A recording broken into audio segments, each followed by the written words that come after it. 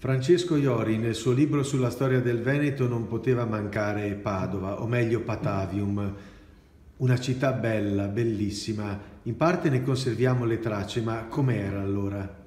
Era una città florida sotto tutti gli aspetti, sotto quello urbanistico, perché Roma l'ha dotata di monumenti di primissimo livello. Sotto l'aspetto economico, perché era già un centro di primissimo piano nella scacchiera dell'impero, anche di commercio, c'era anche vie fluviali, dal porto, grosso modo dietro l'attuale sede del BO dell'università, si imbarcavano le merci che poi andavano in Adriatico. Dunque era una città piena di vitalità, anche culturale, al punto che Strabone la definisce la più bella città dell'impero insieme a Cadice, naturalmente dopo Roma.